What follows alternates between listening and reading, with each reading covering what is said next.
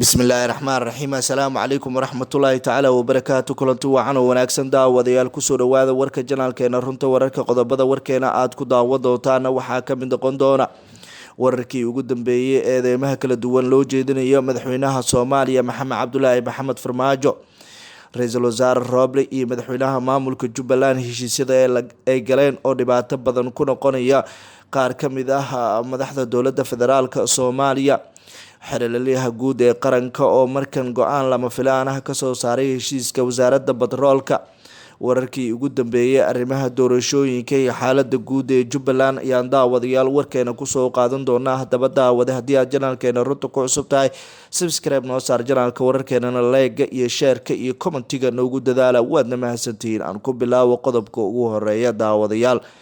maxamed cabdulaahi maxamed farmaajo madaxweynaha soomaaliya ayaa waxaa eedeymo kala duwan u jeedinaya qaar kamid ah siyaasiyiinta soomaaliyeed.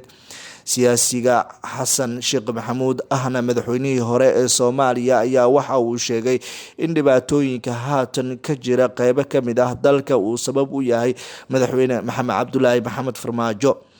xasan sheekh maxamuud oo kamid ah musharaxiinta xilka madaxweynaha dalka ayaa waxa uu sheegay in dhibaatooyinka iyo qaraxyada dilalka ka dhacaya muqdisho uu mas-uul uu ka yahay madaxweynaha soomaaliya maxamed cabdulaahi maxamed farmaajo. eedaani lama filaanka ah ee haatan loo jeedinayo madaxweynaha soomaaliya ayaa waxay u muuqataa mid dhibaato badan ku noqonayso madaxweynaha jamhuuriyadda soomaaliya. midowda musharaxiinta ayaa horey eedeymo kala duwan ugu jeedinaya kooxda madaxweyne farmaajo iyagoona ku sheegay in dhibaatooyin carqalada ah ee dalka ay ka geysteen. lama ogasa culeysyada haatan soo wajihi kara madaxda dowlada federaalk soomaaliya, qaabka haatan doorashada ay ku soconaysa iyo xaaladaha adag ee mararka qaarkood jiri kara. wararkii ugu dambeeyay ayaa waxay sheegayaan in midowda musharaxiinta ee qorshayaashooda ugu waaweyn uu yahay in ay tallaabooyin adag ay qaadaan oo ku aadan sidii ay kaga guuleysan lahaayeen kooxaha sida weyn uga soo horjeeda go-aamadooda. doorashada soomaaliya ayaa haatan waxay ku soconaysaa qaab dardar xoogan, inkastoo waqtigii dowlada mareykanka ay u qabatay gebi ahaanba haatan ay u muuqanayso in mar kale dib u dhac xoogan uu ku imaanayo. lama oga wax walba sida ay noqon doonaan. midowda musharaxiinta ayaa rajadooda iyo riyadooda waxay tahay inay tallaabooyin adag oo doorashooyinka ay qaadaan. dhinaca kalena daawadayaal, fahad yaasiin xaaji daahir iyo xasan cali kheyre ayaa waxa ay haatan yihiin shakhsiyaad si weyn isaga soo agdhowaaday. xasan cali kheyre iyo fahad yaasiin xaaji daahir ayaa haatan waxay u muuqanayaan kuwo saaxiibtinimadooda soo ifafaala baxeyso, inkastoo xasan cali kheyre uu yahay musharaxa kaliya u hambaliyeeyay fahad yaasiin guusha uu kasoo gaaray magaalada beledweyne ee xarunta gobolka hiiraan.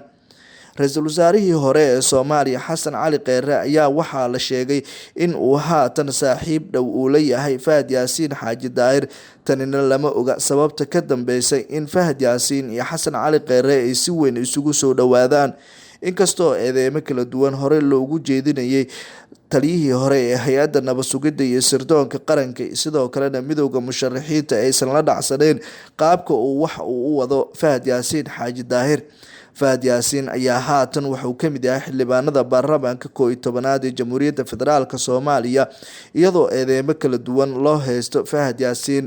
fahad yaasiin ayaa waxaa lagu eedeynayaa dilkii ikraan tahliil iyo sidoo kale gabood fallo oo mararka qaar uu ka geystay qeybo kamid ah gudaha soomaaliya. haddana siyaasiga xasan cali kheyre ayaa waxa uu kamid yahay siyaasiyiinta sida hoose ula xiriira kooxda filla soomaaliya. tan iyo markii xilka qaadista lagu sameeyey ra-iisul wasaarihii hore ee soomaaliya xasan cali kheyre julaay 2020 waxaa si gaar ah loo sheegayaa in uu weli uu wado xiriirada dhowdhow oo la sameynayo kooxda madaxweyne farmaajo. ra-iisul wasaarihii hore ee soomaaliya xasan cali kheyre ayaa ah siyaasiga keliya ee mucaaradka haddana si gooni ah u taageera kooxda madaxweyne farmaajo.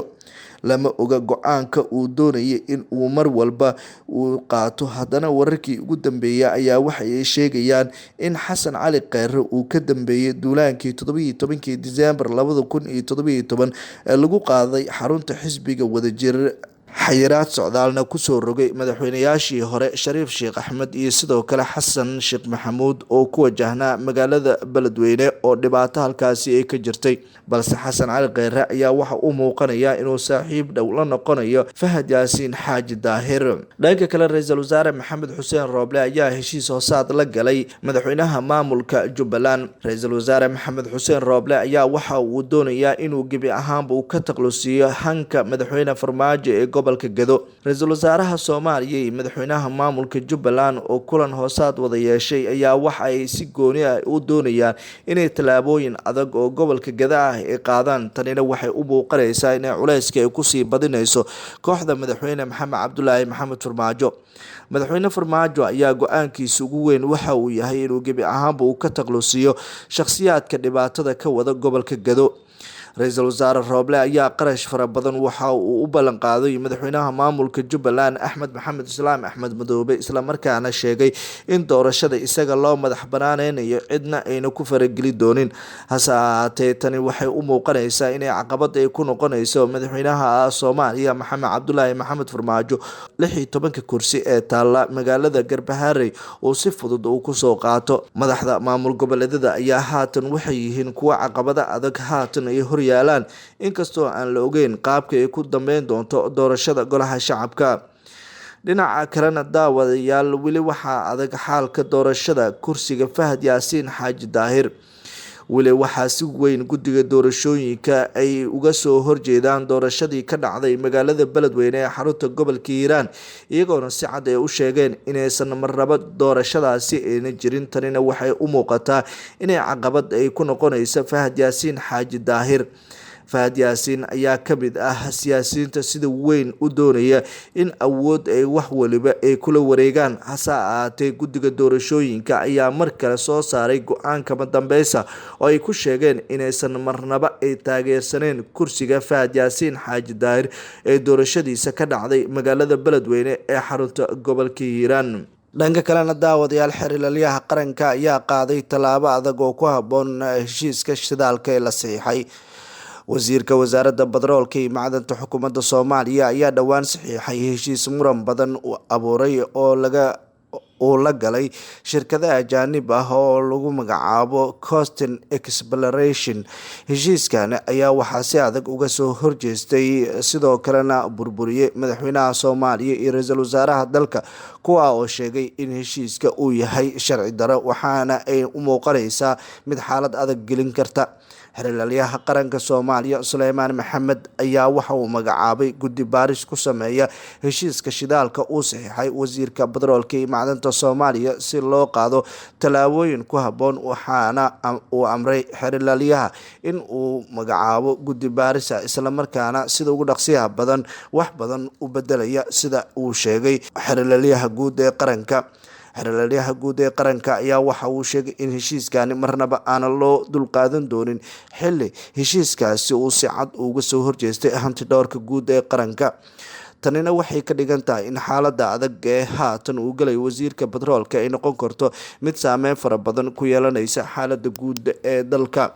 Inkastoo mas'uuliyiinta eedeymo kala duwan ay isku jeedinayaan, haddana wasaaradda Batroolka ayaa haatan waxay qaadanaysaa mas'uuliyadda ugu weyn. Inkastoo la sheegay in uu madaxweynaha Jamhuuriyadda Federaalka Soomaaliya Maxamed Cabdullaahi Maxamed Farmaajo uu fududeeyay heshiiskani, haddana filla Soomaaliya ayaa gebi ahaanba eedaasi iska fogeysay. Waxaana la sheegay in wasiirka Batroolka uu xiriir dhow u leeyahay madaxweynaha Jamhuuriyadda Soomaaliya Mudane Maxamed Cabdullaahi Maxamed Farmaajo.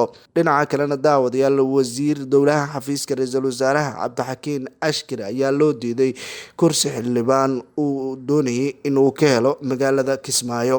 Cabdikariin Ashkir oo doonayay inuu u tartamo kursiga sumadiisu uu yahay Hob Eber 79 oo horey qondo ahaan loo xiray shakhsi gaar ah uu wato madaxweynaha Jubbaland. Master Ashkir ayaa ka mid noqonaya tiro wasiiraha ka tirsan xukuumadda ra'iisul wasaaraha oo kuraas ku waayay deegaanadooda, iyadoona taasi u muuqanayso mid dhibaato kale gelinaysa. cabashada doorashada ka dhacaysa Jubbaland ayaa waxay tahay mid aad u sii kordhaysay, iyadoona tani ay ka dhigan tahay in xaalad adag ay doorashada Soomaaliya ay ku jirto waqtiga kan xaadirka ah.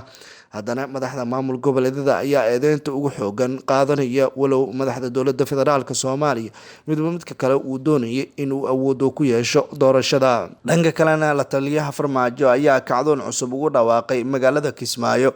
Cabdi Cali Raage oo ah la taliyaha arrimaha doorashooyinka ee madaxweyne Farmaajo ayaa sheegay in loo diiday inuu u tartamo kursiga beeshiisa ee Hob Eber 72 kaasi oo deegaan doorashadiisa ay tahay magaalada Kismaayo ee Jubbaland.